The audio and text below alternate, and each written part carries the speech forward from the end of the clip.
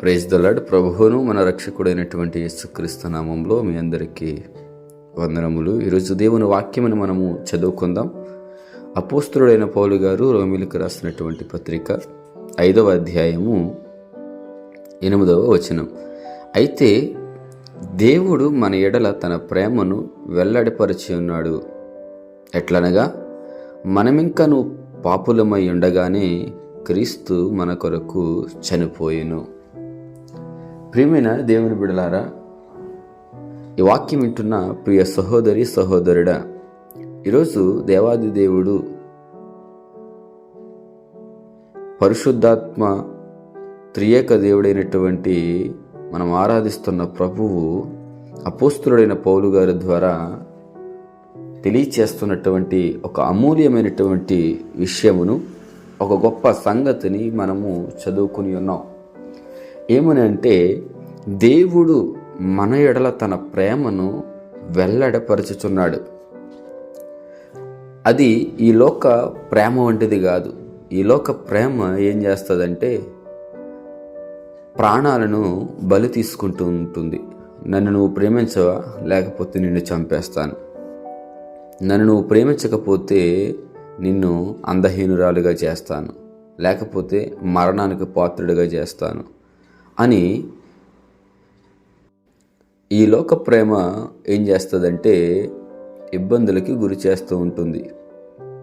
కానీ దేవుని యొక్క ప్రేమ మన ఎడల ఎలాగ వెల్లడి చేస్తున్నాడు అనేది చాలా చక్కగా అపోస్తలుడైన పౌలు గారి ద్వారా తెలుసుకుంటూ ఉన్నాం. ప్రియమైన దేవుని బిడలారా, మనమింకను పాపులమై ఉండగా, జాగ్రత్తగా అర్థం చేసుకోవాలి, పాపములో మనం కూరుకుపోయి ఉండగా, పాపాలతో మన హృదయము నిండిపోయి ఉండగా, పాపాలకి బానిస బ్రతుకులుగా మారినప్పుడు, మనం ఇంకా పాపములోనే జీవిస్తుండగా పరిశుద్ధుడైనటువంటి వాడు, నిష్కలంకుడైనటువంటి వాడు, ఏ దోషము లేనటువంటి వాడు, ఏ పాపమును తనలో లేనటువంటి యేసు ప్రభు మన కొరకు చనిపోయాడు.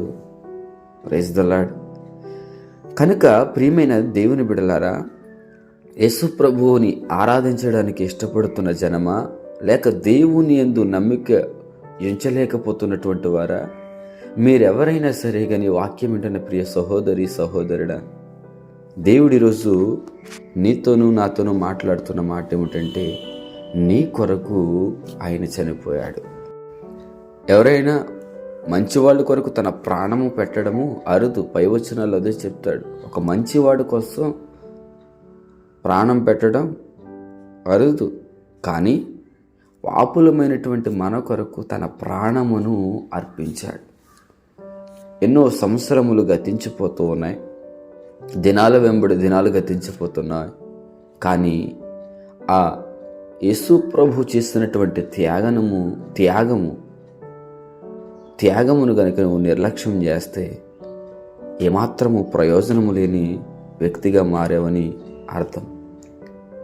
ఈ నూతన సంవత్సరములో దేవుడు తన యొక్క ఉచితమైన కృపను బట్టి నీకిచ్చిన ఈ దయా కిరీటమును నువ్వు సద్వినియోగం చేసుకోవాలనేది దేవుని సేవకునిగా నా ఉద్దేశము.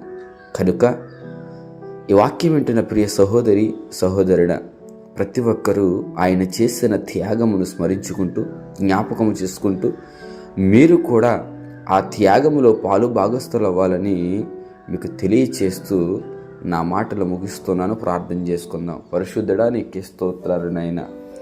ఎంతమంది బిడ్డలు ప్రభువా నీ యందు నమ్మిక ఉంచి ఉన్నారు కానీ రక్షణకు దూరముగా ఉన్నారు, వారందరినీ మీరు దర్శించండి. నువ్వు చేసిన త్యాగము వ్యర్థము కాకుండా బిడ్డలు నీ స్వరూపంలో మార్చబడడానికి ఎందు నిమిత్తము వారి కనుక చనిపోయావనే విషయాన్ని జ్ఞాపకం చేసుకోవడానికి మీరే సహాయమును దయచేయమని యేసు పరిశుద్ధ నామములో అడిగి వేడుకుంటున్నాం పరమ తండ్రి.